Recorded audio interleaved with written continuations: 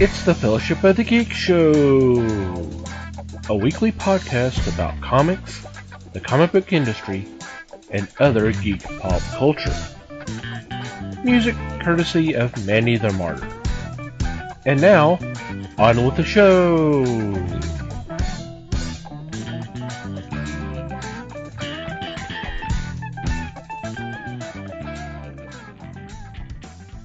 Hey there, everybody. It's the Fellowship of the Geeks podcast. My name is Thomas Chick, and joining me for this episode is Mike Marlowe. Hey, gang. Les Webster. Hello, all. And Liz Newman. Hello, everybody. How are you guys doing? Yeah, Just Right. great. Yeah. we're hanging in there. Hope everybody out there is doing okay. So what's been going on in your corner of the galaxy? Go ahead, Liz. You know you want to. Well, I have a few things to talk about this week. So, Yeah, I warned y'all last week. I guess we all know that DC has decided to split with Diamond. You know,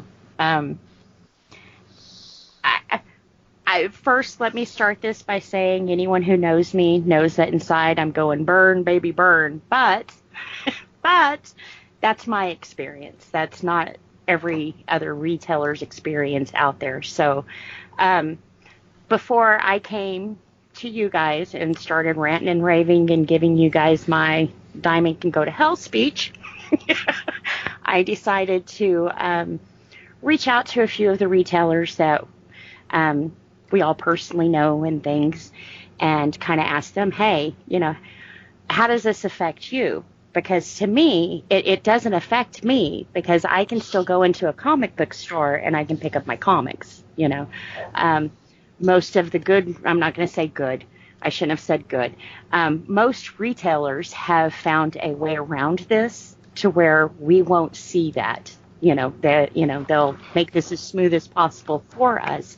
But one thing interesting I did notice was Red Pegasus. They've been very helpful. I absolutely love Gabriel. Anything I've asked him, he's been like, hey, yeah, sure, Liz. Let me write you an email and get that right to you. He explained it really well. Of course, the main thing that I first thought of, too, DC's now asking every comic book store that buys comic books to now buy from two of their competitors.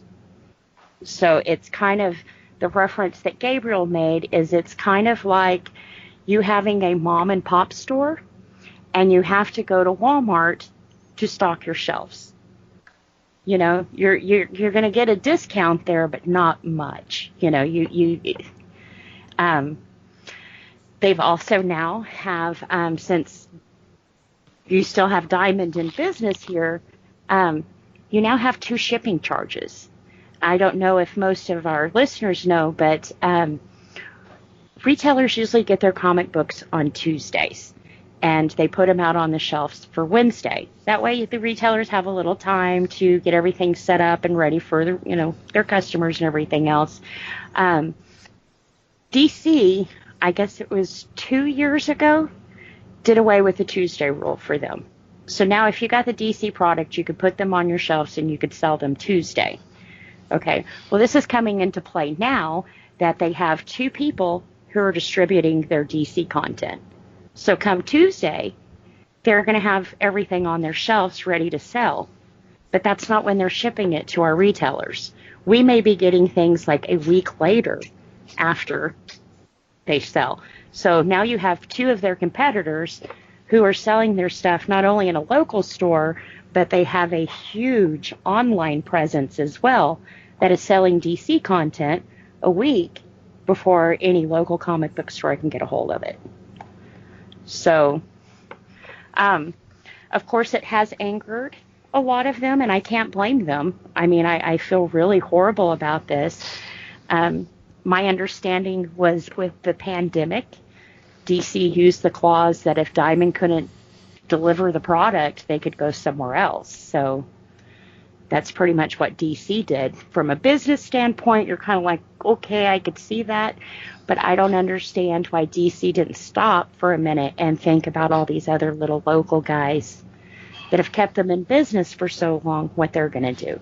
How is this going to work? You know, it's crazy. I mean, like I said, Diamond before, it was one shipment, one cost, you know. Now, if you're wanting to supply DC in your store, it's 2 shipments, 2 costs, you know. So Gabriel had mentioned that some of these products may actually wind up costing them to sell them to us. So, kind of crazy. All I can really say is I feel for all the comic book stores that are really getting the hard end of this. They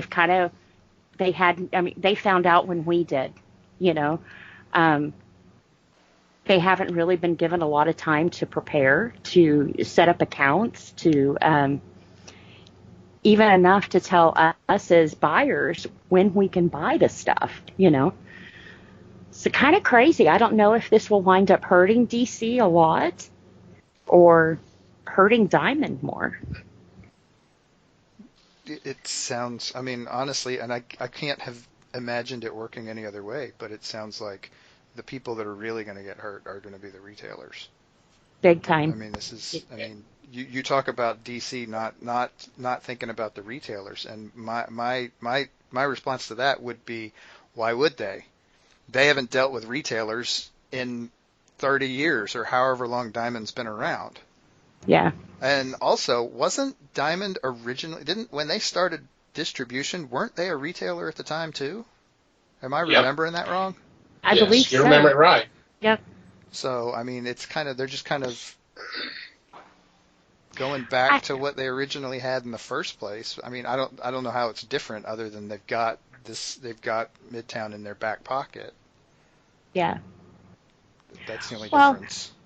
And they also brought up an interesting point that since DC did away with being in previews now, there's really they have their online thing, but that's pretty much all they have. You know, and other than picking our picks for the week and stuff, I probably won't go out of my way to go online and find out what I can buy or maybe in the next couple of weeks, you know. I live in an Amazon age where I want it now. I want it tomorrow. I don't want it 2 weeks from when everybody else has got it and spoiling it online and, you know. Which honestly doesn't really lend itself particularly well to the whole FOC concept.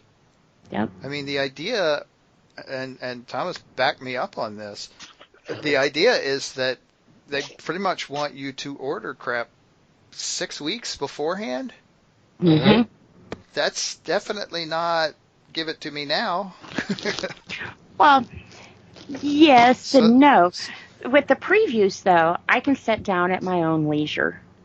You know, half the time, most of us would meet up there and we'd all look through it and say, oh, yeah, this is good and everything else.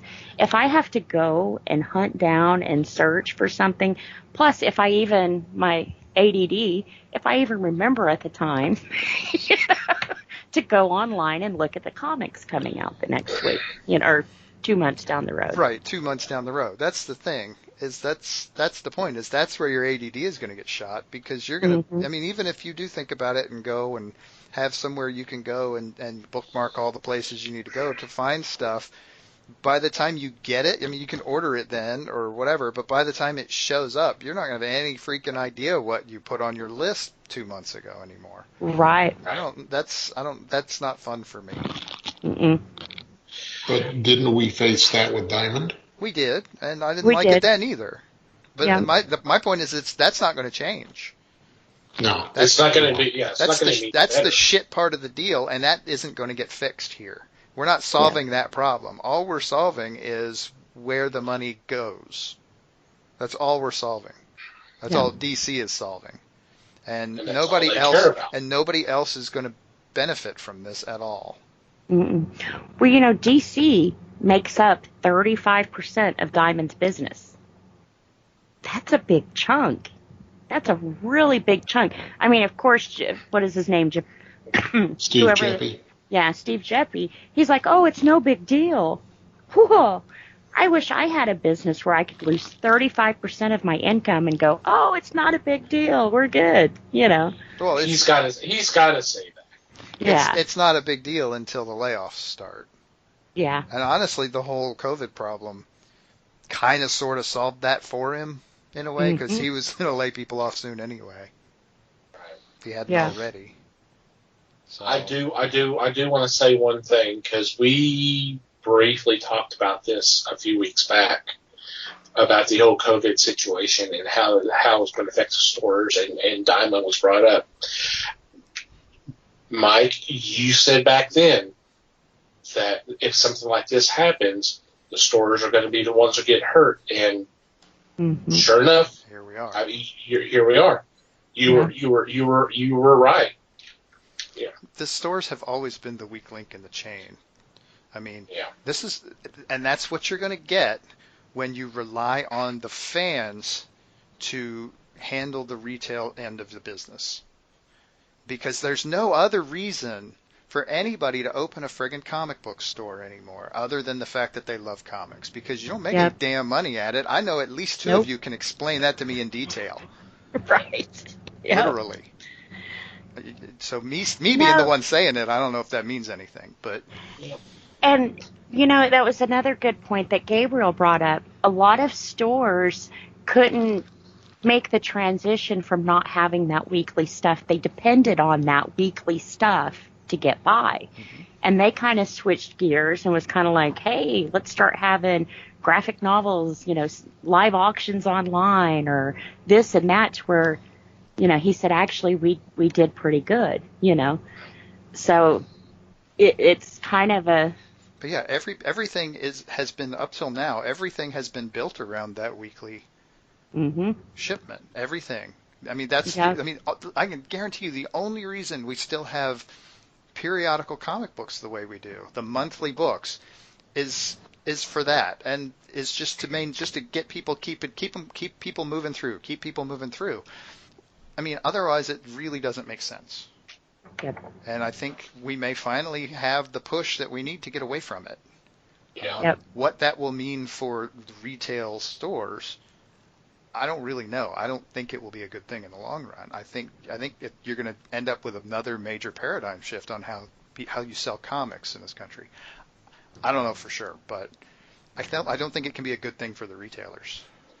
Well, with Marvel dropping some of their titles down to digital only, God, I hope that's not the way comics is going. I really, really, really hope that's not the way comic books are going. It more than likely will. You can do the digital installments, and then when the story's completed, you can put it together in a trade form and sell that physically. And the deal is you can do all of that without printing it. And honestly, at this point, you can get away with charging the same thing you're charging whether you're printing it or not. I mean, if you're trying to hold a $3.99 price point, boy, that's a hell of a lot easier to do if you're not paying for printing. Yeah. And it's easier to print the bigger books. I don't like it. You and a lot of other people don't like it, but I assure you it's pure nostalgia that's causing that. Yeah. Well, if you have a choice between giving up your paper books and never reading comics again, which one are you really going to pick? Yeah, but you're going to whine and grouse, and that's okay. Well, not happily. That's why we're here, happily. so you can whine and grouse about it, and that's fine. But you're still going to buy the things. Isn't this somewhat similar to the music industry? Remember, because there was a time where you could buy an LP or a CD or a cassette tape, and then all that kind of went away, and it was just the MP3 files or whatever files they are now. And LPs are kind of making a comeback, but still, it's a nostalgia item. It's nostalgic, yeah. Mm-hmm. It's a nostalgia item, and that's all you're going to get. And you're never going to be able to have a record chain like Hastings. Right. Or Hit Records, or Tower Records, or Bills is the one that would survive, is Yeah. because Yeah. they're the specialized. They're the ones who do. They're the ones who sell nostalgia, honestly. Yeah. And that's great. That's fine. But you're not going to get a big, even regional chain of stores doing that because there's no money in it. You can't sell stuff consistently. No. So, and again, it's kind of the same thing. Okay, do I wait for this eventually to come out in some kind of physical form, and I'm talking music, or do I go online and I download the entire album right now and pay my money for that, and I've got the music now. Right, and it costs about the same. Yeah. So, Yeah. I mean, I believe me, y'all know me. I'm not advocating this, but I definitely see this. I see this. I see this happening sooner rather than later. Yeah. And this is going to be a major step, I think. This is going to be part of the new normal. Yeah. Oh God, I reject I your hate reality. I so hate that term. I was so tired of that the first 2 weeks when the whole COVID situation came down. That's kind of why I threw it out there. It's like, oh God, just it came so freaking cliche. Oh God, yeah, because it was. I mean, you watch the local news and they say it at least 10 times in a half an At hour least. and every day Yeah. for weeks on Well, they're end. trying to pound it into our heads, like it or not. This is your normal, We won't let it go back. And honestly, that's a required service at this point because for a country that's based on adapting to what they have, man, we're terrible at it now. Oh, we suck. You see how every other country handled this, and then you see how we did. I mean, people lost their mind. We hoarded toilet paper. I didn't. Oh, but we hoarded toilet people. We hoarded toilet. Yeah. I get into it. We hoarded toilet paper before people started getting sick in this country. yeah. Right. I mean, by the time kinda- you started getting registered cases, the toilet paper was gone from the shelves already. Yes. So just the threat of it. I mean, and why the hell toilet paper? I do not recall the last time we had something like this, toilet paper being an issue. Because they said pandemic, and everybody shit their pants. Well, okay, fair enough. Okay. I will accept that answer. When you spoke with Gabriel, Mm-hmm. did he tell you about the Marvel variant covers? No, I didn't he send an email about those though? I think he did. I don't recall, but the Marvel variants come out with just a color. We'll say a green color, and it has the title of the book, and then it says something like due to be sold on Wednesday. Huh. That is all it is. It's not a variant cover of the characters. It's a variant cover snubbing DC by saying Wednesday. Ah, yeah. That's kind of cool though. Because DC now wants to change the paradigm. They want. Well, I know a lot of comic book stores are like pissed, and they're like having major sales right now on their DC stuff. So Yes. if you want to take advantage of that, Yeah, Gabriel has 25% off on DC titles. yeah. So, And I think if you're a subscriber, you actually get more. So pays to get on those mailing lists, people. now, how is this going to affect Comic Hub? He said that he was hoping that, Comic Hub is based off previews. So he was hoping that, I guess it's Lunar that DC's going under these two stores with, that Lunar will kind of adapt and be able to do their online, whatever their online stuff is, and Comic Book Hub be able to get it from there. But as of right now, I think you can still order from your local comic book stores till August. And after that, they're like, we don't know. You know, we're not sure how this is going to work. Of Well- course, they are trying to make an account, so we won't feel it. But like I said, there's so much behind the scenes work on this right now. It's like, wow, you know. Right, like No, these poor I guys know you- had extra time to be doing this crap either. Right. Sure. And, you know, it's nice that they want to make this as seamless as possible for us, but I don't want to I don't want to take advantage of my local store. If it's going to cost them to sell me a comic book, I don't want to do that. You know, Yeah, well, especially, you're the you know, anomaly. but like Red Pegasus, anytime we've asked them for help, sure, what do you need? You know, you want to stand outside my store for a couple hours? Come on, you know. So I would feel dirty I would feel like I was taking advantage of the situation, you know. So I myself as a consumer need to kind of stop and think, you know, oh, is Liz ready to cut DC out? I don't know. It's a hard choice, you know. Because like I said, I don't want to do something that's going to hurt somebody, you know.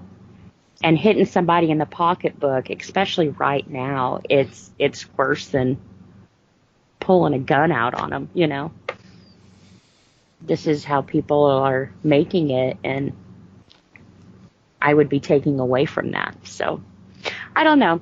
But hopefully DC sees some of the grumbling that's going on and some of the problems that it's creating, and they work around a way to smooth that out for everybody, make it a little bit easier for everybody, you know. Because if not, DC will be deceased. Had to throw that in there. But yeah, I mean, it's hard. But of course, when I first heard about it, I could hear Diamond telling, you know, DC, well, if you don't like it, you can go somewhere else. And DC said, bye, Felicia. Yeah. We're gone.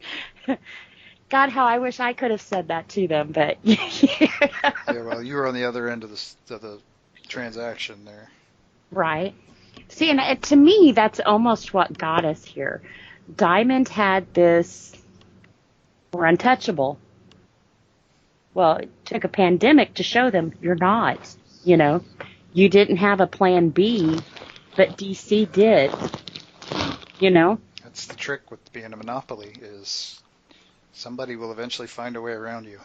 Mm-hmm. You are replaceable. And the question will be, how do you handle that? Yep. And we will see how Diamond handles it. Yep. Like I said, fingers crossed. I'm rooting for our local comic book stores, you know. Maybe for once they'll be listened to, and, you know. We'll see. Yep. But one other thing, I don't know if you guys have also seen, I told you guys a couple of weeks ago that I got HBO Max, and that the only thing I've been able to watch on it so far has been the Looney Tunes. Oh my God, you know what them bastards did? They have messed the show all up. We're talking original Looney Tunes are screwed. I mean, they have changed Bugs Bunny's gloves. They have made Sylvester the cat fat. They've taken away Elmer Fudd's gun. I mean, it's whacked. It's not Looney Tunes anymore, you know. But one good thing they do have. You're not just seeing older cartoons that you haven't seen before? No, Because this is things early that Sylvester was a little more rotund. And that's why they said they did it. And they said that originally Bugs Bunny had yellow gloves. And they kind of got away from that with the white gloves, so they brought it back. And then if you remember Sam the dog, or Sam and the sheepdog, Yeah. Yeah. they've made him. Sam and Wiley. Sam and Ralph. Yep. Well, It's not Wiley. yeah, there's Ralph. It was Ralph. So they changed him and made he has a snaggle tooth now. And I think they made his nose bigger and red. And then for Wile E. Coyote, they've put more of a reddish tone on him so you don't confuse the two. It's kind of to me, especially, with, I've watched cartoons my whole life. I've never grown up in that sense. I love the artwork, the process that goes behind it. So it's not just a kid, I like cartoon kind of thing. To me, when you change things like this, it's like painting a smile on the Mona Lisa.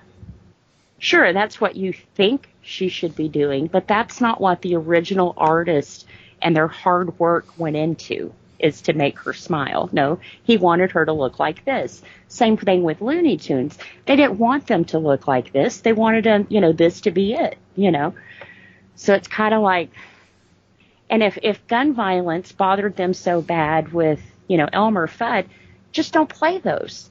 Why do you have to change it? Just don't play them then. They also made, and Disney Plus made the choice not to play The Sound of Music because it's insensitive. They could do the same thing. We've chose not to show these cartoons because they depict violence. Instead, we've made them look stupid and funny, and, he's carrying a sickle. How is a sickle any different than a gun? I mean, come on. It's the symbol of death. It's harder to wield, though. Yeah. So it's kind of like, We can make an argument that it's a sort of a communist symbol, too, but that's probably a different road. Right. Oh, don't bring that one up, man. No, full Looney Tunes.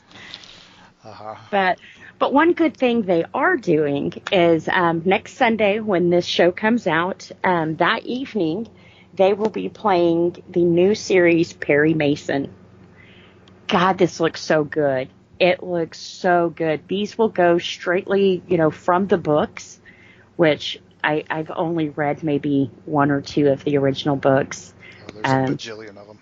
Yeah, but these will go from the books. The people they've got to play it, it's just insane. Michael Rice plays Perry Mason, who to me, he reminds me of Ben McKenzie from Gotham with the hat and everything. Tatiana Maslany from Orphan Black is going to be in this one. John Lithgow is going to be in this one. I mean, they've just pulled out all the stops. And, Tatiana won some kind of award for the work that she did on Orphan Black. I think Michael Rice has gotten an award for the work he did on The Americans. And then, of course, you've got John freaking Lithgow, who's John freaking Lithgow. He's been in everything. So, fingers crossed. I hope this is, amazing because the trailer they have out right now for it really, really is. Right off the bat, he tackles government and religion. So, woohoo! It should be a good one. So, if you have HBO Max, definitely, like I said, Sunday evening, they will be playing it, and I think this will spin off for the rest of the series. So it may be an extra long episode, but I hope that Tatiana isn't the villain in this one, so they keep her around for a little while. Well, if you've ever watched Orphan Black, she plays a lot of different characters. So a lot of different maybe they could just keep bringing her back in different characters. Hopefully. That's a good idea. Yeah. But, HBO Max was catching a lot of flack. They didn't launch with Roku, which is crazy because almost everybody has a Roku, for cutting cords and that kind of thing. But everybody was getting so confused because they have HBO Now and HBO Go, which I had both of those. They've discontinued both of those now. So the HBO I could get on my Roku, I no longer can. So now I have to watch HBO Max on the computer. So that's annoying.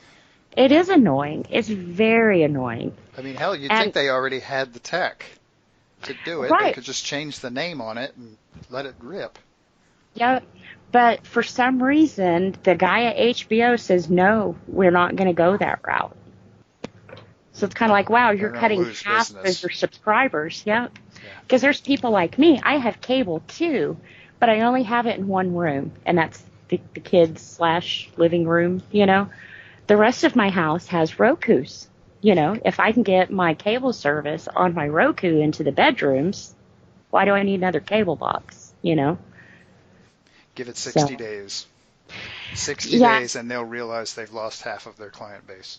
And they'll Yeah. start scrambling to figure out how to change the branding on HBO Go to HBO Yep. Max. Especially, like I said, since they cut those two services. Because they're like, well, we didn't want to confuse anybody. Well, you have 3 channels. You don't think you're already confusing people? Maybe put a more original name on it if you don't want to confuse people. Right. But see, these are things that you should think about before you release. Disney did it, Netflix did it, Hulu did it. It wasn't, but wait, we're going to do this. And, a couple of months from now, we'll have this. No. Then you should have waited a couple of months to put your product out, Because by that time, the generation we live, they're already on to the next thing, Yep. So once you lose them, you lose them. Yep. You're not going to bring Especially them back. if you make it difficult. Uh-huh. This is supposed to be a tech age. It's supposed to be easy and plug and play. Mm-hmm. So Yeah, I suspect that's what they thought they were doing, but they forgot the make it easy part. Yep. We're just going to cut these off, and people will find us. Well, no, not if they have to look. They won't. Yeah. Because they will stop looking almost immediately. Yep. Because it was like, I was talking about previews being on the computer. Half the time you forget it, but not only that, who wants to watch TV on their computer all the time? I mean, I myself have a 30-inch screen, but not everybody does. I was thinking, didn't Tom just say a little bit ago that he watches everything on his computer now? Well, yeah, but that's what kind of lunatic would want to do that? I mean, them role players, man. And join in next week when we have a new team member. Ooh, yeah.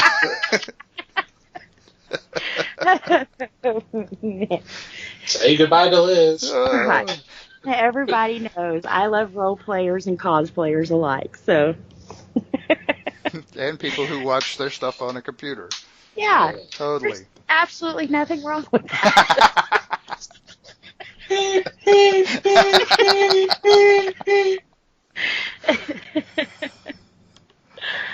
Speaking about that, hey, Les, what's been going on in your part of the galaxy? What you got? Wow. In my effort to find bad movies, I found a bad movie. Yay. I watched Invasion of the Star Creatures, Oh, that's 1962. Wow. It's a comedy about 2 privates in the U.S. Army that wish to go to space. They are sent on a mission here on Earth to discover what is inside a crater caused by an atomic blast. The Army or the Air Force was testing and decided they would send some of the military down there to see about it. These 2 guys are with that party. And of course, they come across 2 beautiful women who don't understand Earth customs. And the boys are putting on their hubba faces and trying to lure these women. It's bad. It's an hour and 10 minutes that is lost forever. But the one thing I did have interest in was it was written by Jonathan Hayes. Jonathan Hayes played Seymour Krelborn in the original Little Shop of Horrors. So I was just trying to see what could become of this. But I should have turned it off immediately when the opening credit was a ridiculous movie. And I thought, yeah, that should have given me a clue. But I want to say I scored one, finding that it was a pretty bad thing to watch, and I'll try to do better. I doubt that I will, but I'll try to do better.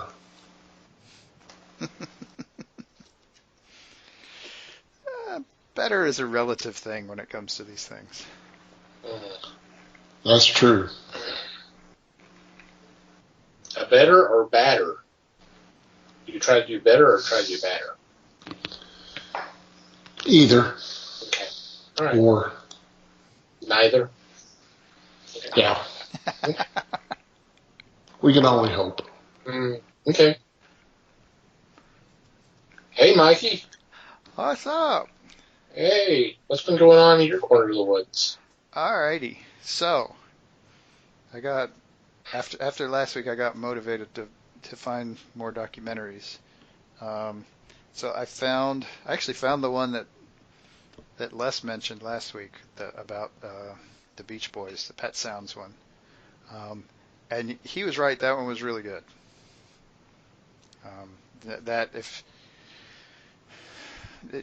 Pet Sounds is one of those iconic albums that it's one of those that you've either heard it or you've heard it and you don't realize it, or at least you've heard parts of it, because it's been an iconic album for a long time. More than 50 years, obviously. It came out in 65, 66, somewhere in there. Yeah. And kind of set the bar. And yeah, the documentary is really good. They do. It's part of a series that does that with like classic. I mean, it's called Classic Albums. So they take classic albums and track down the folks involved in making them and talk to them and get them to explain stuff. And it's really cool. And there are a bunch of them. And I found another one that I thought was fun, which was about Frank Zappa. It covered it covered two albums. It covered Apostrophe and Overnight Sensation, which, if you're not familiar with Frank Zappa's music, those are the ones you know. Most of the songs on those two albums are the ones that he kind of became famous for outside of his little circle, because he was a guy who was outside of the circles. He kind of made his own circle in terms of music. He did a lot of widely varied stuff throughout his career. But those are kind of the two albums that I don't want to say they got airplay. I mean, they got a little bit of airplay, but those are the ones that people found. Those are the ones that people still find when they go looking for Frank Zappa albums. And it was, there was a lot of interesting insights in that, because it talks to all three of his kids and his wife and several of the members of his band who they mostly admitted they haven't done anything interesting since they worked with Frank Zappa. It was really, really good and really informative. Again, kind of like the Pet Sounds one. Those are Zappa is something to be experienced. Mm-hmm. For sure. For sure. Sober. I wouldn't do that to anybody high. Because, oh man. Although I don't think Baby Snakes was made to be sober. The funny thing is, Zappa didn't really drink or take drugs. That's the interesting part about all of that. He wasn't like a pothead. He wasn't taking acid. He was pretty much clean and sober the whole time he's recording everything. Over his 25-year career. I never would have guessed that. Yeah. Just him and is it Jello Biafra? Now, Jello Biafra is like insane, but they made a lot of claims about hemp plants. You know, about yes, you can get high. Well, not off a hemp plant, you can't, but people don't seem to understand that. There's a difference between cannabis and hemp. And so him and Jello Biafra went like on this crusade to to like, hey, you can make clothes out of hemp, you can make paper, you can save half the, the trees if you would grow hemp fields instead. And people kind of wrote him off as druggies, but you don't have to be a pothead to understand the benefits of hemp, Right. And the deal was he basically, that's how anti-establishment he was, is he would go to that extent for a cause like that. Just basically just to screw with the man. Yeah. His entire purpose in life was just to screw with the man. Yeah. Hey, I'm right there with him. Right. But yeah, he did some very interesting stuff. Oh, yeah. And named his children like amazing names. Wasn't one of them called Dweezil or? Yeah. Mm-hmm. Moon Unit. In Moon Unit. They're both in the documentary. That's cool. Yeah. They seem to be pretty normal people, despite odd names. But yeah. Can you imagine being a substitute teacher? Is Moon Unit here?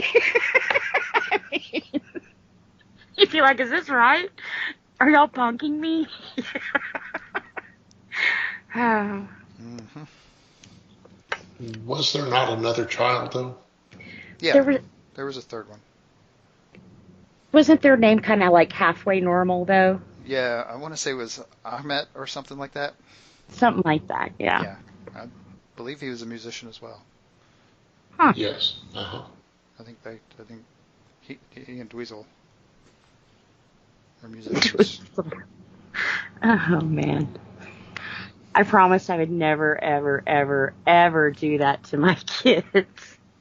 Like Elon Musk's new kid is going to grow up and slap the shit out of both of his parents. God, I hope so. If anybody in the world needs to be slapped at this point, it's Elon Musk. But anyway. Be like, what the hell did you name me? I predicted 10 years ago that guy was a Bond villain. I mean, come on. I have not been proven wrong yet. Oh, man. But anyway, so the other thing, one other quickly, I will be quick. The other thing I listened to was the podcast that Thomas gave us a link to last week. The one that was talking to Peter Cetera. That was one of those that I had to stop whatever I was doing and listen to that sucker. Mm-hmm. Because that's a perspective that I've wanted to hear for a long time. Yes. I have been waiting to hear his side of that story as long as I've known that there was a story, and as long as I've known that we were only getting one side of it.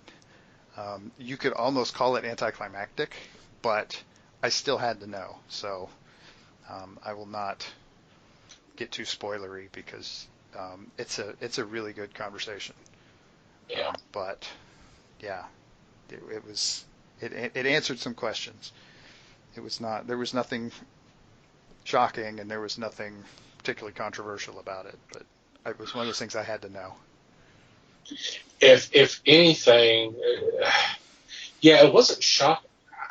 When I listened to it, because I've listened to it a couple of times, because I've listened to it when I found it several months back, and I found it or listened to it again more recently.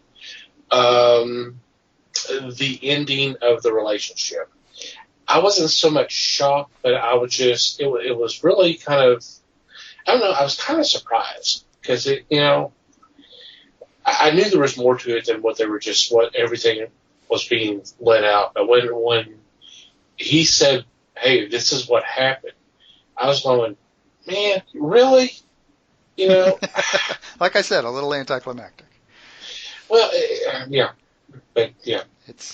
I mean, honestly, if you watch the documentary that he hates and refused to take part in, if you take those two things together, it really kind of makes sense.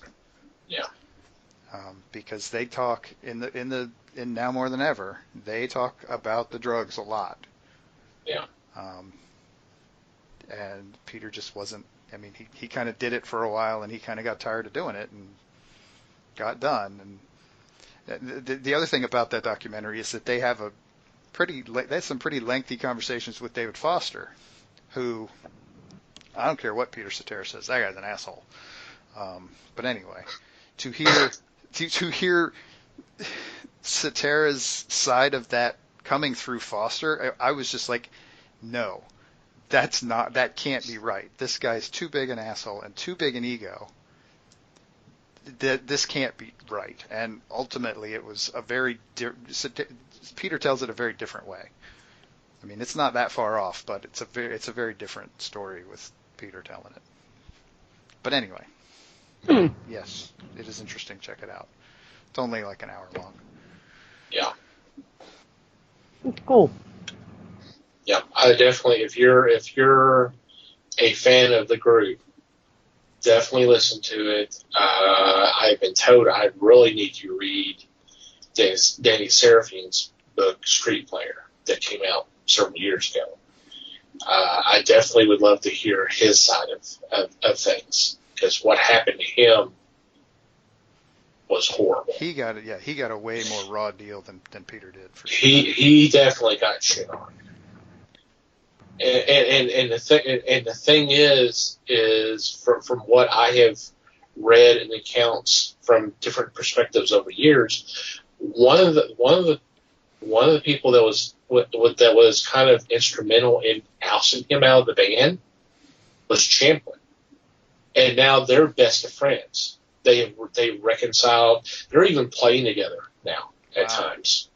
Bill sit in with Danny's band and play a few songs and all that. They're good friends, and they're playing in there, and they're just, so I mean, that's really cool. But See, and I was pretty sure that there was something screwy about all of that when I was watching Now More Than Ever, because he's there, and they're talking to him, and I mean, he's being real open and upfront, and seems like, I mean, in that very limited context, seems like a pretty decent guy. Yeah. And I mean, even in the documentary, they're finding ways to talk smack on him. I mean, they went, there was, correct me if I'm wrong, it's been, I don't know, maybe a year since I watched it. Yeah. But they went and found a recording of Terry talking shit about Danny and played this in the documentary that Danny's a part of. I mean, if that's not smack, I don't know what is. And that's not just the band, although ultimately the band had a great deal of control over that documentary. Oh yeah, because I mean, the guy who directed it or put it together is like the nephew of Lou Pardini, the guy who replaced Champlin. Yeah. And so there's a slant for sure. Yeah. But yeah, it's like I said, watch. I mean, it's a good documentary. Mm-hmm. It's an interesting. There's a lot of interesting stuff going on there. There's a lot of great stuff about Terry in there. If you ever doubt how much of an impact Terry Kath had, watch Now More Than Ever, and watch guys break down on camera 30 years after the man died. Yes, he's been gone long years later. They're he's still been gone, literally crying on camera about it. He's been gone longer than he was on Earth. Yeah. They're breaking down. I would definitely watch that. But if you're really wanting to know more about Terry, I would suggest the documentary that Les talked last week, the Terry Kath Experience. Yeah, that's on my list. Like next, I'm going to try to get to that this week because I need to see that too. Yeah. Be sure to take your tissues with you. Oh, yeah. Lord.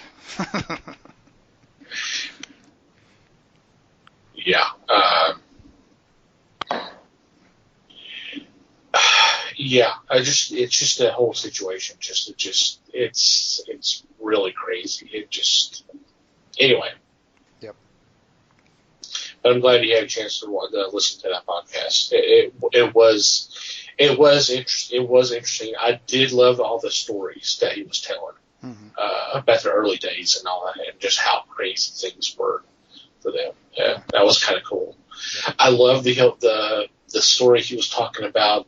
The one night they were back. They were still in Chicago. They were doing cover stuff, but they were being told to play, the kind of the oldies, the kind of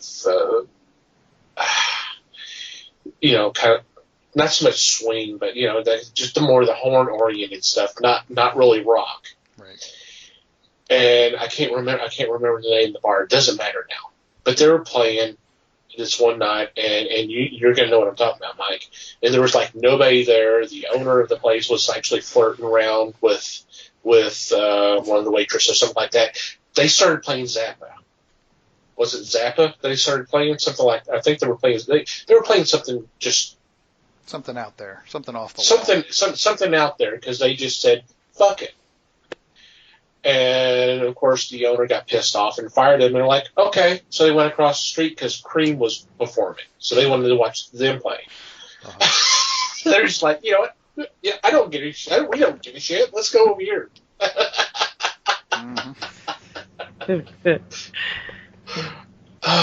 So yeah, it's a really good listen. Yeah, the stories are great, and Yep. For me, I caught a couple of documentaries. One that Mike had mentioned some time back, called Doomed, the untold story of Roger Corman's Fantastic Four. I finally seen that. I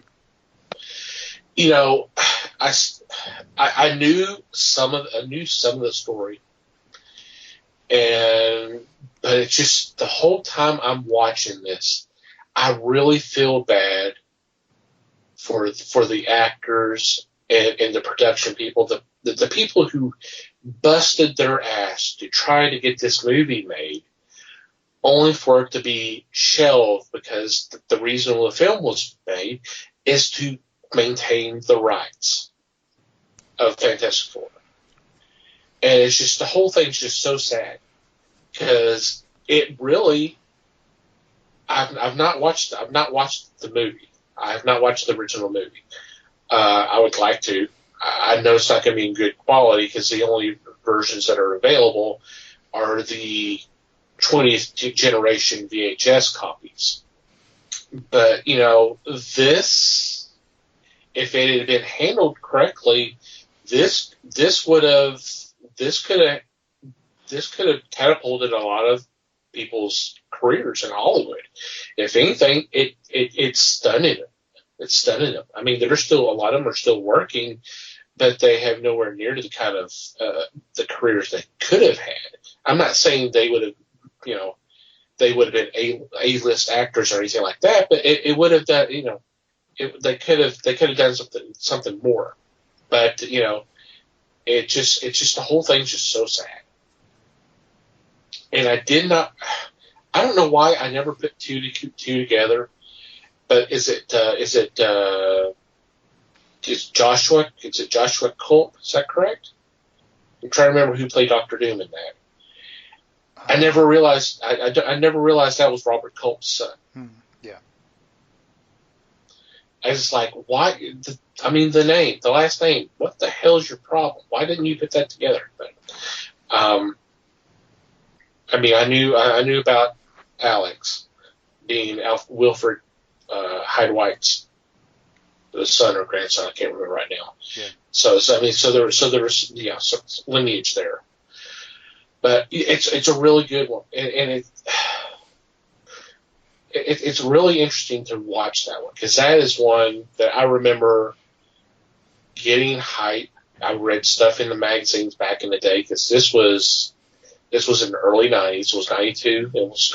They filmed it like December of 92. I mean, they were doing pure Corman. They did it like in a month. They filmed the entire film with like no rehearsals, no setups. Everything was just, okay, we're doing this. Let's go. Very much what you expect from a Corman movie. Yeah. Definitely, I would definitely check that out if you've not, and if you're interested in that documentary. The other one I watched is called, and I saved it till now because there's a tie-in to this week's discussion. That's called Chris Claremont's X-Men. And both of these are available on Tubi. I'm not sure if they're on other services. They more than likely are, but I know that I watched them on Tubi. And this is the documentary of Chris Claremont, how he got into writing comics. He did an internship, and how he basically was given the reins to X-Men because Len Wein had written Giant Size X-Men #1, and he was supposed to continue writing the book. But he couldn't do it because he was writing so many other books. And Chris says, I'll do it. So he was given the reins and was in charge of not only the X-Men book, but a lot of the other spin-offs for 17 years. 17 years. Yeah. Until he was basically unceremoniously just let go. Because at that time, it's the early 90s. There had been change at the top of Marvel. It had been sold several times, and they discussed this in the documentary, and how the focus had become a little bit more profit-oriented. And, hey, X-Men is the king of the book, king of Marvel. So let's put out 10 different X-Men books, and this is the big time of the artists, Jim Lee, Rob Liefeld, and some of these others coming on, and they wanted to do more stuff, and all of a sudden Chris is kind of being edged out because they're not doing what he wants to do, so he was basically let go. But it's a really, really good documentary. Louise Simonson's in it because she was part of that group. She was editor, and of course she did some of the other books, and Nassetti's in it.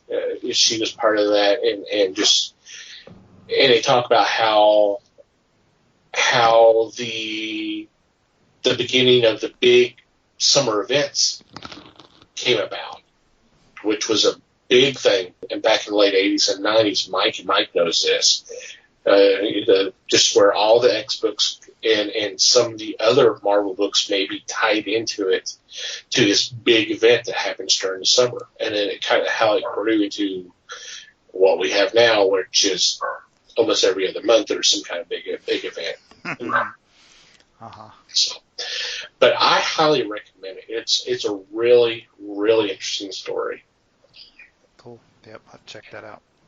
Yeah, it's worth the watch. Before we get into this week's discussion, I don't think I mentioned it last week because we had other things going on, but we are still looking for questions for an upcoming Ask the Fellowship episode. If you have something that you would like for us to discuss on that particular episode, definitely send it our way. There's several ways you can do that. You can email us at email@thefellowshipofthegeeks.net, or hit us up on our social media on Facebook and on Twitter at Fellowship Geeks. And we're if we choose it, we'll give you a shout out. But we're definitely looking for questions for a future episode. Definitely love to have your participation. What do you want us to discuss? So do that, please. Yep. All right. I did tease it earlier, just a couple of minutes ago, about this week's discussion. We are discussing Giant Size X-Men #1. This is the 45th anniversary of the release of that issue, and kind of the impact of that issue. Because at this time, the X-Men book, there was only one back then. One book, right. One book at this time. And it was actually in danger of being canceled, which is kind of strange because the previous couple of years or so had been nothing but reprints of earlier issues. I think the last original story in the book was like 64, something like that. And at this point, we were up in the early 90s, like 92 or 93. So you're talking about 30 issues of nothing but reprints of the early X-Men books. And I thought about this when I was kind of preparing for this. It was so strange because, I mean, it's kind of an alien concept now. But back in the 60s and 70s and maybe a little early 80s, there was a lot of books that DC and Marvel were doing that were reprints of older stuff. But it was separate.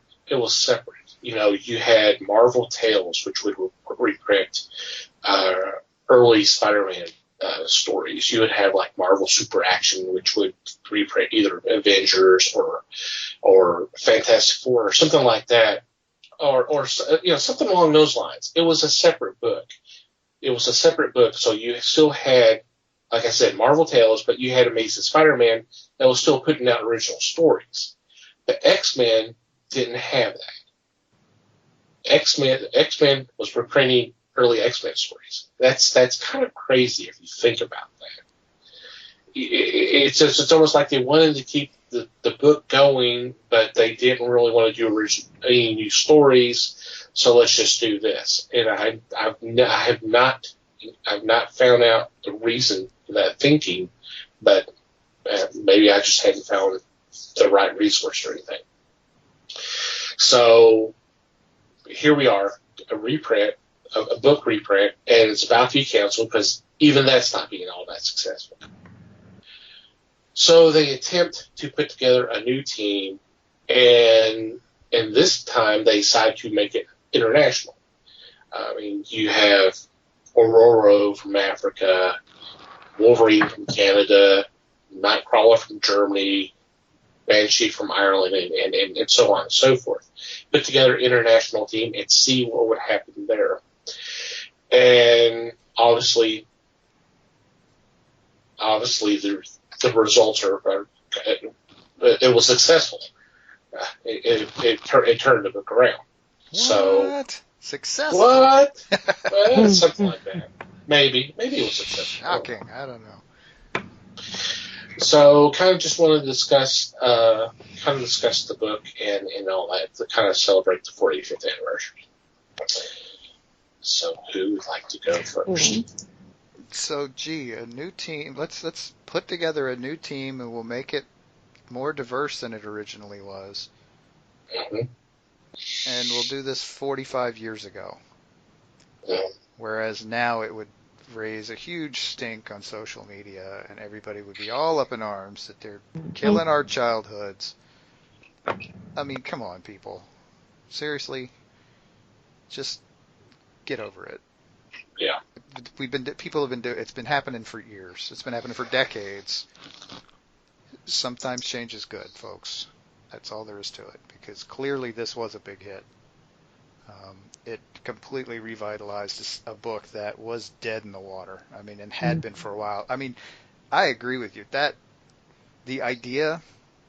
I mean, to do that 1 or 2 issues because you're like, oh God, we don't have any idea what to write for these people. Stick a reprint in there. To do that 1 or 2 months would be one thing. To do it for 30 issues. Yeah. You'd think you'd just stop printing the damn thing at some point. Just say, oh, screw it. We'll bring it back in a year when we've had a chance to sit down and come up with some stories or something. Yeah. And that's what they do now. They would just cut it off and say, okay, it's gone. Yeah. And then they'd bring it back in a year and everybody'd be ecstatic. Because everybody would be all pissy because it was gone. But, yeah, that's amazing that they could get away. I mean, it must have been more common back then. Honestly, it must have been because, I mean, we talked before about how continuity didn't seem to exist in that time. Yeah. It certainly didn't exist before that. So, I mean, I guess why not? We want to get people are not going to buy a book that isn't on the shelf, so put a book on the shelf. Who cares what's inside of it? Kind of doesn't matter in a way, but yeah. Well, back when we did Dark Phoenix, I had kind of brought up that when David Cockrum and Len Wein got a hold of X-Men, it was kind of like we can do whatever the hell we want to because nobody's reading this book anyways. You know, who cares if we kill this guy? You're not reading it, you know. So they were really given kind of a, you know, it was kind of a, I don't care what you do with it, just do something, you know. And so when you're given that kind of creative freedom to kind of think out of the box a little bit, and like you said, you know, they killed off half the team, and here we go, you know. Actually, I say half the team because in this story, the new team goes and rescues the old team, and they're like, oh, there's not enough seats on the plane. And so issue 2, the old team was like, you know what, we're going to let the new guys handle it. So, you know, but losing half a team like that, like you said, today, oh man, heads would roll. I mean, I wouldn't even want to log on to Twitter for like a month. You know? But back then, like you said, nobody was reading it. So you didn't really have anybody to go, hey, that sucks, you know, which actually I liked the improvements that they did because, you know, I was never a big fan of Archangel and all that other stuff. But I guess the only original one that they kept was Cyclops. And then Jean Grey came back later on, a couple of issues later. So yeah. I love this issue as a, how do I put this, a historical piece. Because to me, the issue was kind of, it was crazy. I mean, even the story, after reading it again, I'm like, huh? What? What was his name? Krakoa was an island? What? The island was immune. Yeah. Right, you know. But one thing I did find kind of hilarious, at the very beginning of the story, we run into Nightcrawler, who's in Germany, and they've got their pitchforks and their little torches, and they're getting ready to kill him. I mean, they're like, you're a mutant, you know. So, of course, Professor X comes in and takes him. Well, the second guy they pull into their team is Wolverine. And he's like this government dude who's just like sitting back and it's all chill. He's a mutant, but it's no big deal. Nobody wants him dead. You know? So if I was Nightcrawler, I'd be like, hey, you know. But hey, it's all about appearances, right? Right. Literally. Mm-hmm. Then the third person they get into was Banshee. Now, most of these guys, when he's recruiting them, in the comic book, you get like 1 or 2 pages. You get their story, you know, like Nightcrawler, we find out, you know, why they hate him and everything else. Same thing with Wolverine. But when we get to Banshee, he gets 2 panels. And it's pretty much Professor X going, come with me. And he says, okay. So everybody, we get this great backstory, dude. He's like, oh, okay, 2 panel guy, you know. But it brings back memories of Blazing Saddles, doesn't it? But we don't want the Irish. And the fourth person, which was actually my favorite, that he went and recruited was Storm.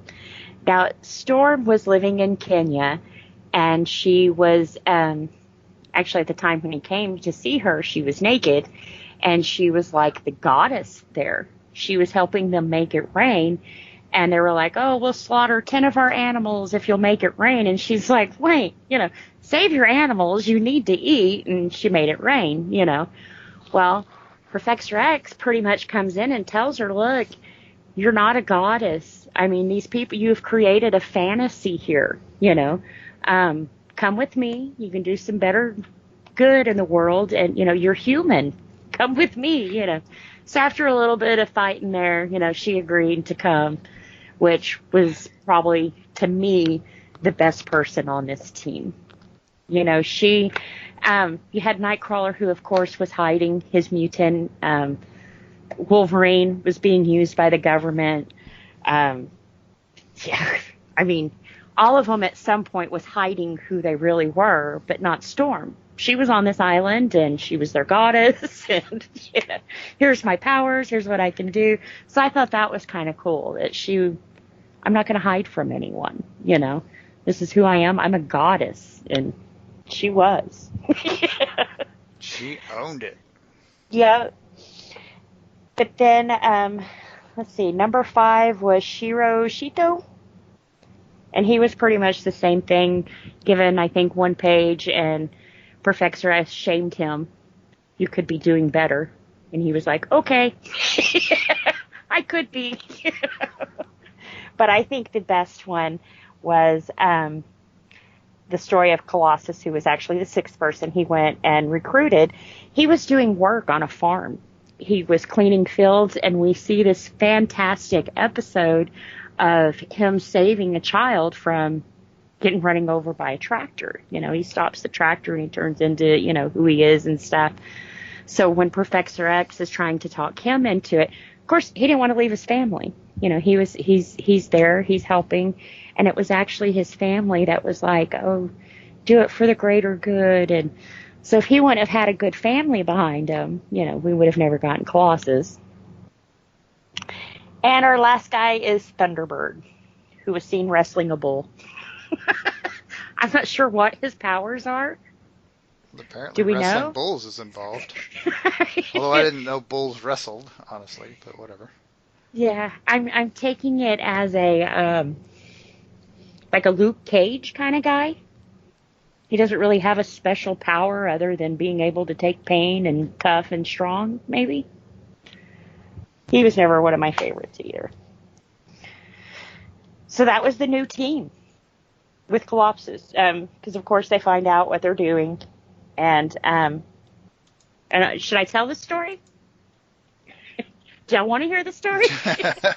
We're halfway there. That's right. You're almost there now. Jeez.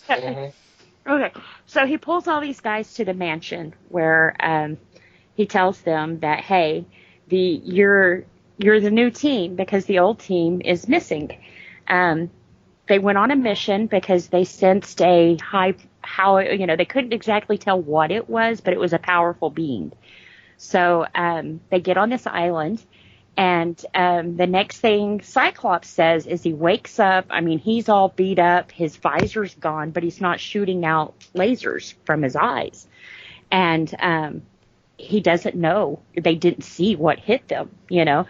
So he's telling, when he gets back to the mansion, and of course, once he gets to the mansion, his lasers, you know, go all over the place, and, you know, catch everything on fire and stuff. So they get him under control, and he tells the story, you know. So new team heads off to go to this island, where of course all of them are met by like these really strange, because they pair off. And they're met by these really strange happenings there on this island. Well, they finally find a temple in the middle of this island, and they don't know how they're going to get in. So Colossus is like, well, we'll just go through the wall. And he busts the wall down. They go inside, and there's the X-Men. Well, the first thing, instead of going, oh, hey, we're so glad you came to save us, Archangel tells them, you fool. You shouldn't have come here. That's what he wanted you to do, was come here. So, of course, the new team's kind of like, wait, what? You know, we were listening to the bald guy. He sent us here, you know. Well, that's when they find out that the island is draining them of their powers, which is why Cyclops couldn't use his lasers and stuff, you know, because the island had drained him of that ability. And so by bringing new ones in, he was just getting more power. Well, I'm not real for sure, because the next 2 pages of the comic book was very confusing for me, because this was when we find out that the island that they're on is actually a mutant. And they explain, I don't know, gamma rays or nuclear or something. Something happened to him, and he became what he is. And he can talk, which most monsters and stuff like that, you know, mutant, they don't talk, you know, so he can talk, which I think after this one, he never talks again. But, so they're trying to fight this thing that they have no idea what it is. And suddenly Cyclops gets like a telepathic email I don't know, from Professor X, who tells him, hey, I've got a plan. Here's our plan. And they wind up knocking this thing into space, and that kills it. So, Sure, why not? yeah, they kind of leave it at that. And Iceman makes a surfboard, and they all surf to this plane and get saved. Now, you would think everything that I just said was the whole 68 pages of this comic book, right? No. What? No. There's more. But I would say that the last half of this comic book is explaining the new, the powers of each mutant, kind of breaks it down for everybody, you know? You know, so, but yeah, that's the comic book. It's great because this set of X-Men have been the most popular X-Men for the series. All of the movies, all of the one-offs and everything else has been this team. So they definitely put together a great team. I think the story could have, I don't know, it could have, been a little bit better. I hate to say that, but it was kind of confusing at points, It's not like they were used to writing X-Men stories at this point. We just talked about how they hadn't done that in like 5 years. Right. So, I mean, and it's an entirely new team. I mean, to an extent, the story is secondary. Right. Obviously, given that they spent half the book kind of introducing the team to the readers. I mean, clearly that's what the whole thing was all about. Definitely. This is entirely a team building exercise. Definitely, and to show, the new characters and that kind of thing. Definitely. But I think when they threw the guy in space, it didn't really explain how did it die. I mean, there could have been more thought put into that. Great fight scene. That should have taken them out, but they chose to go with the space route, which had never been mentioned until... Space was popular at the time, So I think it's great. I think you should have a copy in your library. They do have the facsimile version where you can buy it for like $4.99 now. As opposed to what they're actually charging for originals, which is... who knows? If you can find it, I wouldn't be surprised if it was $10,000. Easily. With some of the first appearances and stuff that were in here and, the team finally put together and that kind of stuff. Yeah. So, yeah. And then, of course, the second issue, Chris Claremont took over and he wrote it. History. Yeah. For 20, 30 years there. Whatever Tom just said, yeah. Yeah. But one thing I did think was kind of neat was when they were on the island with the new superheroes and, all in their little outfits and everything else, they had mentioned that Reed Richard had made their suits. So, like, their suits contained, like, their powers and stuff, kind of helped them with their powers, which I thought was great, just kind of a nod to, Yep. That was cool that they threw that in there. Yep. They'd been doing that for a bit, though, I think. Mm-hmm. And Reed Richards is Taylor to the stars in that way. Yeah. Because he was a super-duper scientist and could make all sorts of interesting things. Yeah, make them stretch or hold heat or whatever they needed to do. Right. And it gives them a little bit of a tie to another book, just in case they need it. Sort of thing. Yeah. Start building that, what's that word again? Continuity, right. That thing that didn't exist before now, right. Got it. Yeah. So yeah, I like I said, I definitely think it's one that people, especially if you're an X-Men fan, you should read it because it's like the origin story. You kind of have to forget that they had stuff before that, Yeah. But I was listening to a YouTube guy, and he was kind of breaking down the whole Chris Claremont thing and stuff, and they were showing us the new cover that was supposed to have come out for this. I don't think it's been released yet, but they took the original cover and the artists who have been drawing these guys for the last 10 years, redid the original cover. And one thing that's cool about the original cover and the new cover is there's one teammate that's twice on the cover, and it's Cyclops. Because the cover is kind of the old team or the new team busting through the old cover, which of course, him being part of the old team, so that was kind of cool. But the new cover does look really good. They've gone through the whole comic book and have redone the art style and what we're seeing, in the new X-Men series today. Which is kind of cool when you see all the names attached to this, and it's like, wow, these guys, it's taking this many to do what Wynn and Cockrum did on their own, Kind of cool. Yep. Okay, if anybody's interested in obtaining an original copy, on eBay, as I speak, there is a 9.8 sealed. Okay, this says not CGC, so never mind. But it looks like it is in some kind of sealed.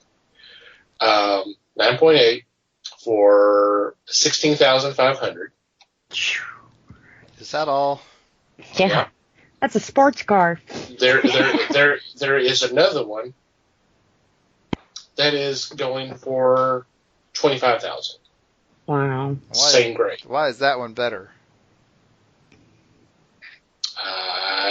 You don't know. You're not going to know from looking at it. No, you won't know. Mm-hmm. Yeah. Well, that one actually is CGC. That's probably. That's why. So this is CGC seal. Yeah, the $25,000 one. $25,000, huh? Mm-hmm. Wow. Not too bad. So it's definitely a good team. I think there's a lot to learn from this. That if you give your artist and writer just kind of free control, for one, what they can crank out of their imagination without boundaries, Like I said, the space thing was a little out there, but yeah, it was good enough. Yeah, and it did tell the story, Yep. and got the team together. And it did get better from there because, of course, this was where Dark Phoenix came from. Mm-hmm. Les? Well, I am impressed with the writer and the artist for sure. I did not have this in my collection. I was away from X-Men by the time this came out. But Dave Cockrum has always amazed me. And he was gone too early. I just think that this is a great monument to the X-Men titles, for sure. The characters that Liz named were very significant, and the majority of them were first-time appearances, which is a great idea. No, we did not know of Nightcrawler, Colossus, Storm, and to bring them in and make them vital and important was a great idea. Obviously, the book has gone on to bigger and better, but this was the tipping point. Thomas said that this had been on hiatus for 5 years, and at that time, they needed something significant to boost. And wasn't it stated earlier that this was kind of a toss-away book that they believed it was going to be canceled, so we'll just do what we want and Yep. just accept the fact that X-Men is going to die a horrible death. So to reinvigorate the franchise, which is essentially all Marvel had at that time, was X-Men.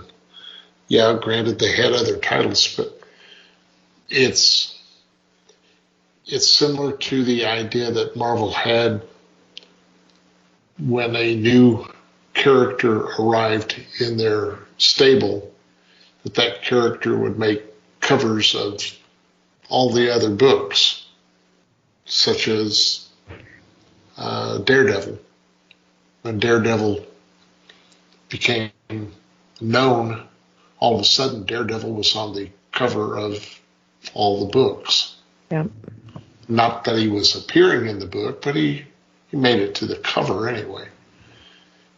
And from this idea of the new X-Men, of course, you had Wolverine all of a sudden be on covers.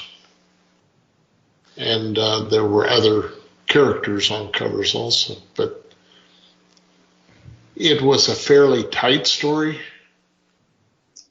And because of that, they were able to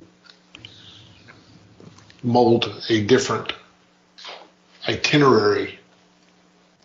To me, this sounded like the Justice League. Let's go get more members. Mm-hmm. And of course, from this issue, all of a sudden it is real thick with mutants everywhere. And it was real thick with mutants reading it everywhere, too. So, kudos for being a success at this. Mm-hmm. And hopefully, you don't have to put out 13 X-Men titles to cover new additions to the site or to the group itself. I'm glad that they've expanded, but I don't know that have they gone too far. Not even the Justice League has this many members. Yeah. Because there's not that many superheroes. There's all kinds of mutants. Oh yeah, how did that happen? But did X-Men ever address how people got their mutant powers? It's just genetic. Okay, because it seemed like the cartoon series, not the comic book series, when it first started, they never really said, but it made it sound like something happened and that some of these people became infected and that the government was trying to find them to do away with them and everything. So I didn't know if they were born that way and just came into their powers at the same time or. I think they've tried to keep it vague on purpose. I mean, occasionally they will throw some little story bit out there for it, but it doesn't necessarily apply to everybody ever. Okay. So they've intentionally made it not consistent. Yeah. Because like in Flash, it was the explosion that created the metas. So. I think Stan Lee has stated the reason why he did it was just did it that way is so he didn't have to come up with origins for a bunch of characters. It's just like, well, it's something in the genes that they reach when they reach puberty or something like that, their powers manifest. Okay. See, and that would make sense, just like we have birth defects and that kind of thing, Mm-hmm. Yeah, there are various reasons for that, just same as there would be various reasons for mutation. Yeah. something in the water, power lines. Yep, background radiation, Mm-hmm. things that have happened in the 20th century that never happened before. Yeah. Sort of thing. Yep. I do think this comic book kind of set a standard in the comic book world that when you have a team that doesn't necessarily work, that you can go, hey, plan B, let's put a new team together, and and actually quite successfully. Anytime you usually have second offs there, it's kind of like, oh, X-Men Canada, oh. So, but it was a success, more successful than the first set, so. But I am with Les. I think some of it they have gone a little too far with, and what, X-Men Dark, X-Men Canada, X-Men X-23. I mean, we've had quite a few of them. We've been through, 3 deaths of Wolverine?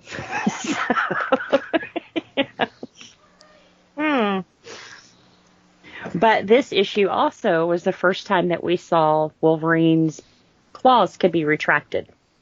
Every other time he had been drawn with them out.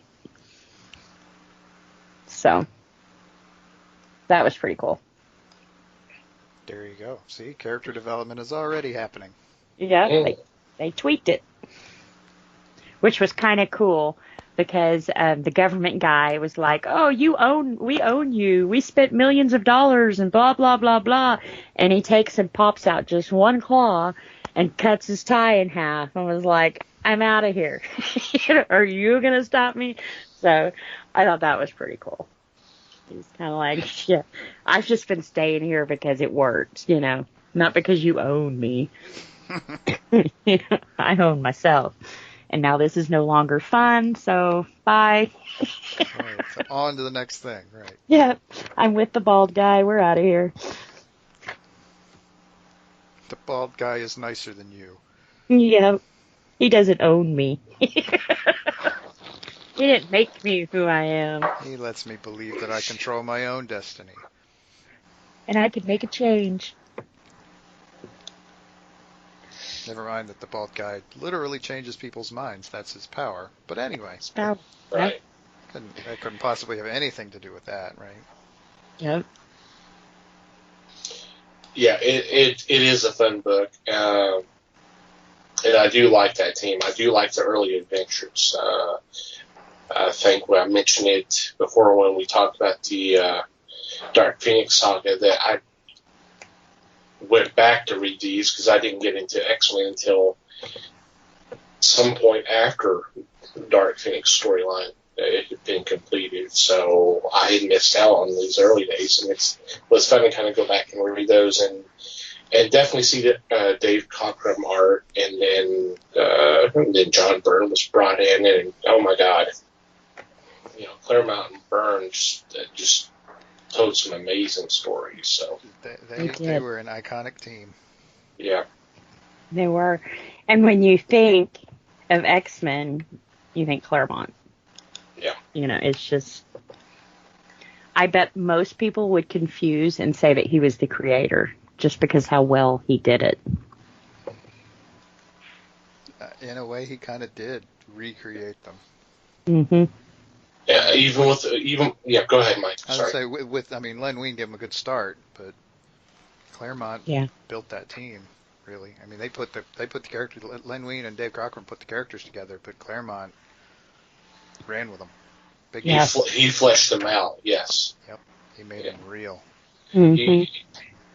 And that's something that's addressed in the documentary I was talking about earlier. That he talked about, it wasn't the adventures of these characters, it was their stories. So it wasn't so much the explosions and all that kind of stuff. He talked about their life stories. Yep. And I think I've said before too, when I first got into comic books, not Mad magazines, I've been told those aren't comic books, but when I first got into comic books, it was because of X-Men And actually it was because of Storm, because she was kind of different than most of what was thrown at us. And like I said, she was a badass, you know. She was a goddess, you know. But I don't know if she wouldn't have been in there if I would have gotten involved with X-Men. So it's a good thing they came along and did this, because that was my opening to comics. You know. Right. What would you be talking about on a podcast right now if it wasn't for Right. that? I mean, I watched Wonder Woman, but it wasn't very often you got a Wonder Woman comic. And, you know, like when I started reading in the 80s, you know, early 90s, it was whatever drugstore put out that time, you know. It could be an issue of Batman this week, or next week it could be Spider-Man. You know, you couldn't get a good series going the way that we had to buy them, you know. But with X-Men, it was there. And then in the late 90s, I started dating a guy because he had the whole collection, and I read all those. And then I dumped him. And then So you used him. Well, no, I mean, you know. Yes, she did. absolutely. She wasn't going to say it that way, but yes, that's what happened. But yes. I mean, his music collection was almost as big as his comic collection, so. But he was crazy. So. But yeah, so X-Men, and actually at the time when I got into X-Men, they had just released that video game, and not the Genesis one. They had released the, you know, stand-up, had like 6 people you could play, or, you know, 6 friends could play the same game at the time, and it was done with this original team here, or this team here, and not the original. So that was kind of cool too, when you have something you can play and read at the same time, you know. But no, I didn't read this when it first came out. So this was something I had to read later. Yeah. I think that's true of most of us. I think that it got read later is true of all of us, but yeah. Right. Yep. Okay, any final thoughts before we wrap things up and take a quick break? The X-Men, they're pretty cool. Mm. You should check them out. Yeah. I've heard of them, you know. There might even be a movie out there or something. I don't know. Yeah. Yeah. Or 12. Or 12, yeah. I like I said before, I think this is definitely one you need for your library, not the $25,000 one. You can go now with the anniversary coming up and buy one for $5. So definitely worth a read. If you're into X-Men now and you haven't read this kind of shows you where your characters and the development came from. So pretty cool. You can do that, or if you're a long-time listener, you know I've talked a lot about Marvel's Epic Collections. There is an Epic collection called Second Genesis that collects John Size X-Men #1, and then the issues that came out after that, from like I believe it's issue 94 on. Wow. So there you go. Nice. I did know that one. Yep. Yeah. Definitely check out that new cover. It's amazing. I'll do that, definitely.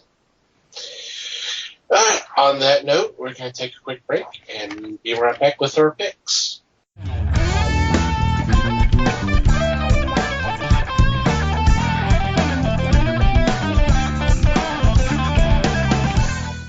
And we're back. It's time for our weekly picks, and as if you've been listening the last couple weeks, what we have been doing is with the new comics slowly coming out to the stores, what we decided to do, we would pick one new title that will be coming out this week, and then suggest a book or comic that is already out, more than likely at your local comic shop, that you can pick up while you're there, picking up your regular pulls. So with that, we'll be starting off with our new suggestions, and I go first this week.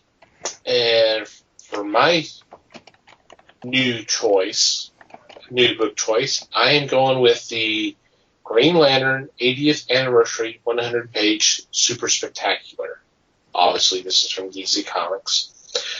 But Green Lantern's celebrating its 80th anniversary. And for this special, there's several different stories, and God, the names that are attached to this.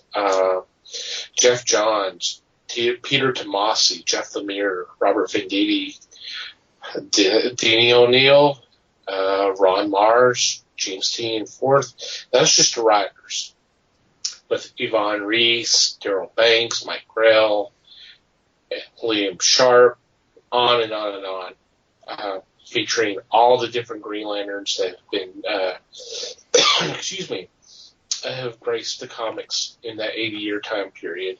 So definitely want to check this out. This should be a fun read. Yep. I agree. Is this all new stuff then, Thomas? Should be. It's all new stuff. Oh, that's great, because they've done that with their Catwoman and Joker 80ths, and I'm looking forward to this one too. Les, you're next. Okay, my first choice comes from It's Alive Publishing. It's called Dose, and this is like a dose of reality, not two in the unknown terms here. This is a different interpretation of the superhero genre, because it takes what would happen if the Silver Age superheroes had their powers grow exponentially to this time frame, current time frame. This will allow the people there to witness the superpowered people receive cybernetic enhancement surgery, or they say here that kaiju walk the streets. So what would happen to society if this were to take place? They introduce a character called Screwworm, who is a sidekick with a dependency on drugs. So it looks back at the series, was it Sidekicks? Thomas, do you remember that? Yeah, it sounds familiar. I'm not ringing a bell right now. Well, that's what came to my mind. And you find out how Screwworm stumbles into a conspiracy. So this is a number one, written by Sean Ellis, illustrated by John Gebbia. I'm going to try this out. I want to see how they handle this situation. Looking forward to it. Yeah, that sounds cool. Sounds good. Yep. It does. Alrighty, Liz. All right. For my first new pick, I'm going with Batman: The Killer Smile. This is a one-shot, and they're calling it an epilogue to the Joker Killer Smile. This is about a young Bruce Wayne who watched a TV show growing up called The Mr. Smile Show, and they say that the show might have been watching him back. So, should be a pretty good little story there. This, of course, is by the writer Jeff Lemire, who always spins a good little tale. Like I said, this does follow the Joker Killer Smile, so I'm hoping that when they collect that, this will also be put in there. Yeah, like I said, definitely a good one. This is getting us primed for the Joker War coming up. So, Woohoo! But one thing interesting, they're saying this is going to turn the mythos of Batman on its head in the most devastating trick the Joker has ever devised. So, after reading Injustice, it's going to have to be pretty big. Starting to sound like it's going to be time travel or something. Jeez. Maybe so, or something maybe was planted in his mind as a child. You know, kind of like the sleeper soldiers. When you say marshmallow and they're like, boom, let's go kill. So, we'll see. So much for s'mores, but anyway. No, sounds interesting. Mm-hmm. Alrighty, Mike. Okay, so my new one is from Image Comics, and the title is That Texas Blood. This is issue number 1 of a series that the blurb describes as a mature neo-Western crime series. Given that one of the creators is Jacob Phillips, who has been working on the Criminal series forever, tells me that I'm in for that all by itself. Number 1, his art is amazing, and number 2, I mean, he's any story that he's a part of, I am curious about. And this is the story of the sheriff of a small town who, on his 70th birthday, runs into some trouble. There's not just a ton of detail involved here, but I am excited to see what this is going to turn out to look like. That one did look pretty interesting. Yeah, that was on my radar as well. Mm-hmm. They said it starts over a casserole dish. I'm like, damn, that must have been one good damn casserole. You know, who knows what's going to spark a bad day? It could be anything. Casserole dish is as good a thing as any. But I'd be mad someone stole my Pyrex. So. Damn right. Shooting mad. Shooting mad, yep. It's set in Texas, so hey. It is. All right. For our choices of what you may have missed, I lead off again. And for my what you may have missed is a book that's come out recently, but I've been waiting for this one for a while, so I definitely want to make sure it's on your radar as well. And it's from DC Comics. It's a hardcover collection called Super Friends Saturday Morning Comics Volume 1. And this collects the first 26 issues of the Super Friends series from the mid to late 70s. There's also material from a couple of treasuries that came out around that time, plus a little story that apparently it came along with water goggles that were Super Friends related. So there was a little. So with the goggles, you got a little comic book with it. That's reprinted in this as well. And this is really the first time this much material on the Super Friends had been collected together. There's been one other trade paperback which had a few issues, but this is the first time it's this many issues have been collected together. The stories are written by E. Nelson Birdwell. And a lot of the art is done by Ramona Fradon, who co-created Metamorpho and had a nice long run on Aquaman. The material that was from the Treasury is actually Alex Toth work.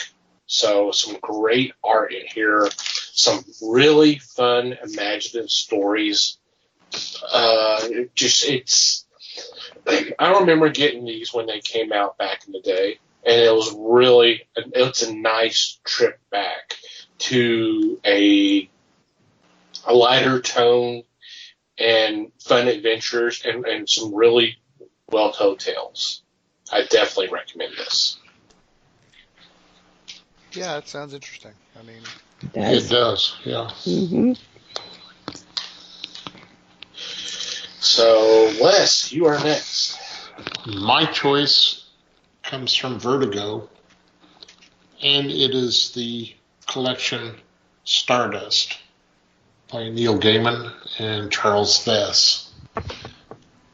This is not your normal comic book. This is a prose work with illustrations.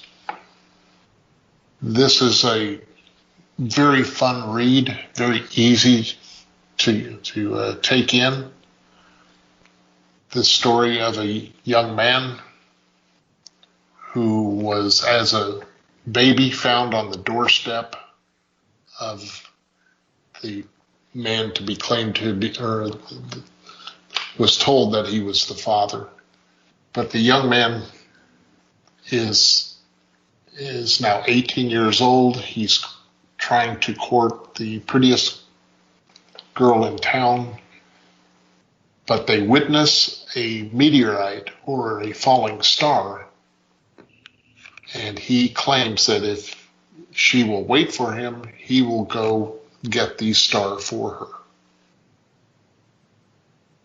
In his travels, he comes and finds the star, which is a young girl who has fallen from the sky. As it goes along, you have a lot of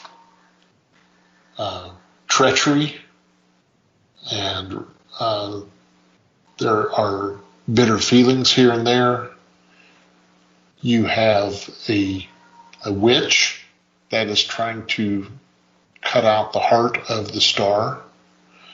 You have a nobleman that is trying to locate a topaz that his father threw out of the castle. He's trying to locate the topaz to become the reigning monarch. But this has been done into a movie, which is a pretty good film. It does vary from the book, but not enough that it would cause harm to the book. This is a great read. Gorgeous pages by Charles Vess, and it's a really real tight version of a story. It takes you from start to finish and has a little twist in it. So try this one out. It's fun to read. That sounds really good. Nice. Yeah. Is this from his Sandman universe or no? From his what? From the Sandman universe or no? No. This is a standalone. That's pretty cool. So you can get this without having to look back at what's been done before. Cool. Alrighty. Liz, you're next.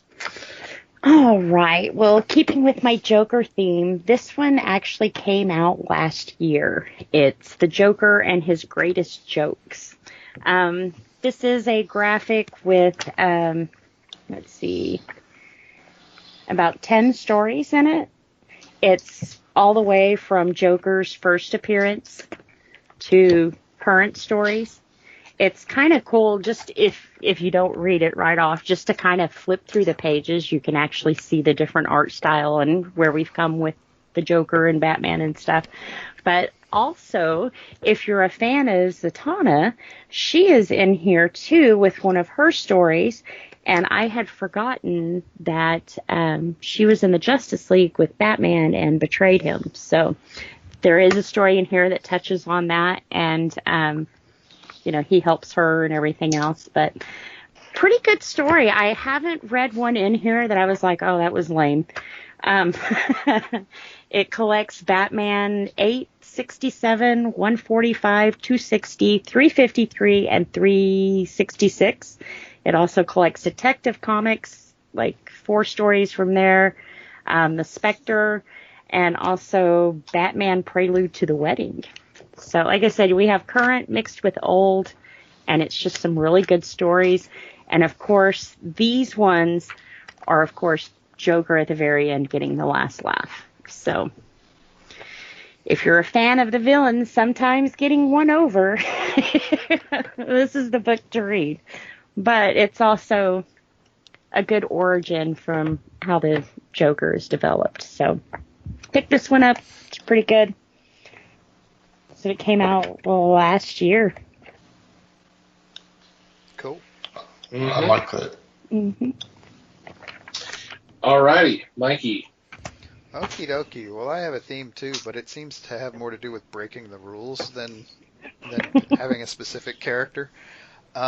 So, my pick for this is from SourcePoint Press, and I kind of spotted it because it's actually the trade is finally, it had been delayed, it's finally coming out from when SourcePoint did I hate to call it a reprint because it really wasn't, but it was kind of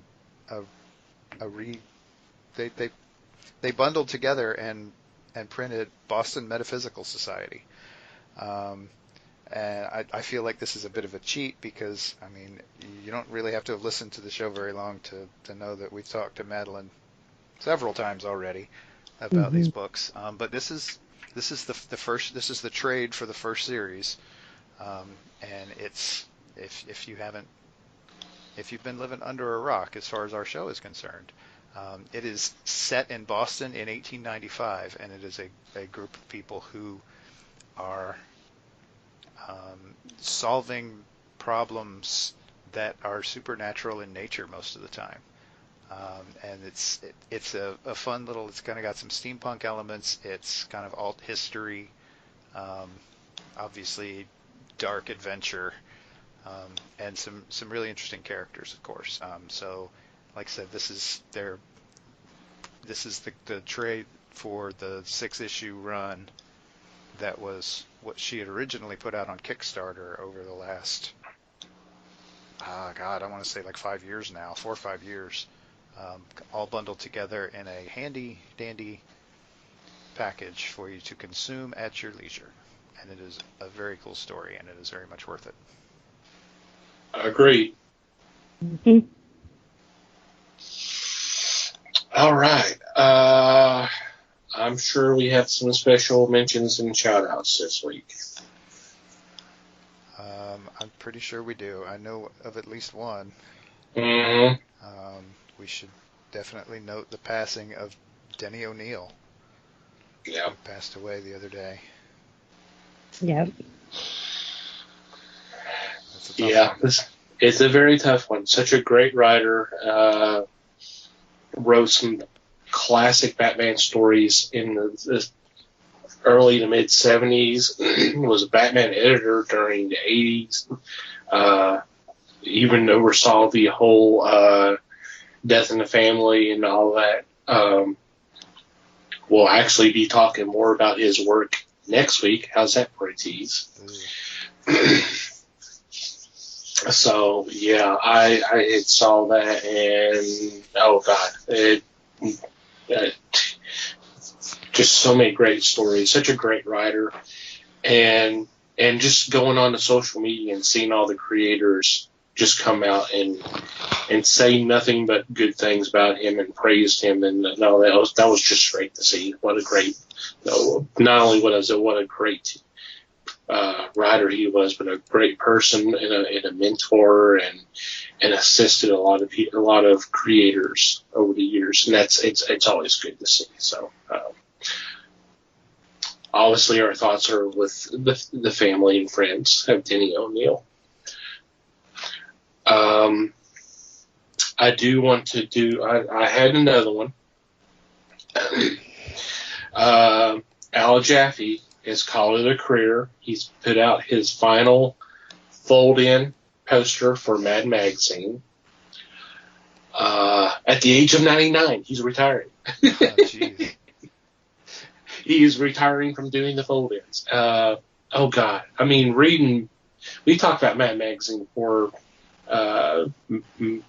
more from Sergio Aragonés episode we did, but grew up reading Mad Magazine along with the Cracked and Crazy, but Mad was my favorite. But it was a treat, right? Because after you read the whole magazine, and you're laughing your ass off, and then you get to that last inside cover. There's the fold in, and you're trying to figure out what the image is going to be without actually trying to fold the cover. And then I verily will fold the cover and go, oh, okay, I see it now. All right. It's so funny. Such great. That can't be easy. That could not be easy to be able to do that month in and month out for several years. So, yep. Happy retirement, Mr. Jackie. Absolutely. Yeah. Was there any other special mentions this week? Or shout-outs? That's all I got. Okay. Yeah. I just want to say congratulations to us for covering 45 years, 3 weeks straight. And we're not done yet. We're not done, right? But wait, there's more. Oh my God! Now, how much would you pay? Tell me I'd more. buy that for $1. Well, this is getting awkward.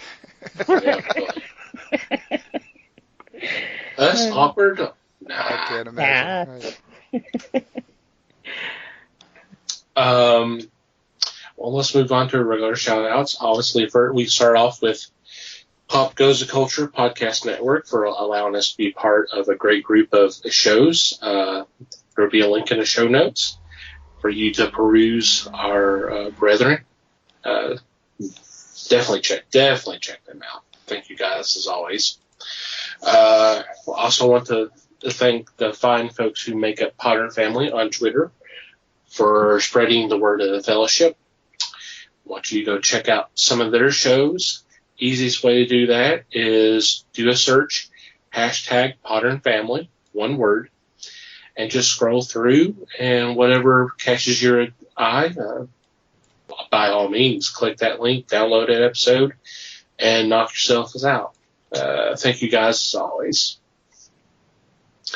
Want to thank Maddie the Martyr for supplying the music to our podcasts. There will be a link in show notes for you to check out their music. Some good stuff. Thank you guys, as always. And finally, you, dear listener.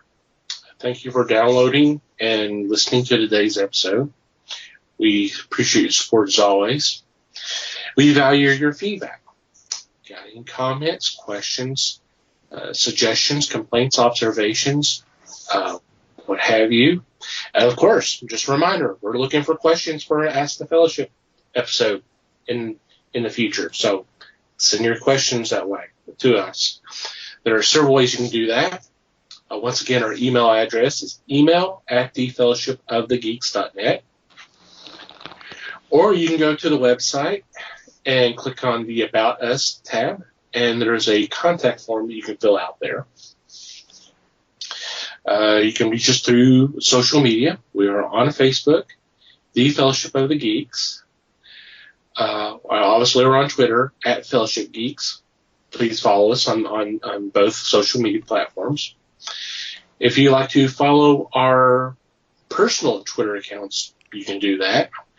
Mike can be found @MikeyGeek. Liz can be found @LN_geek. And I can be found @TomTCGeek. And from whatever podcast platform you find our shows from, if you be so kind as to rate and review our shows, it would be greatly appreciated. Any final thoughts before we say goodbye? Just thanks, everybody. Yeah. Thank you, everybody. And also, we got to throw our Discord on there, right? We are working on our Discord. We have not got that all completely set up just yet, but we will have a Discord here available to you, friends and fans of the podcast. Coming real soon, but we are working on that. Yeah. So Thank you, Liz, for that. Yeah, thanks, everybody.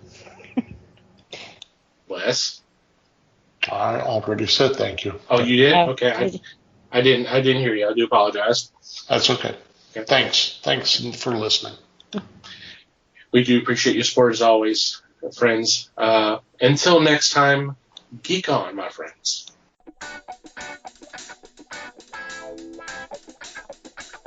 We thank you for listening to the show. Comments, suggestions, and questions can be sent to email@thefellowshipofthegeeks.net. You can follow us on Facebook at The Fellowship of the Geeks and on Twitter at Fellowship Geeks. Until next time,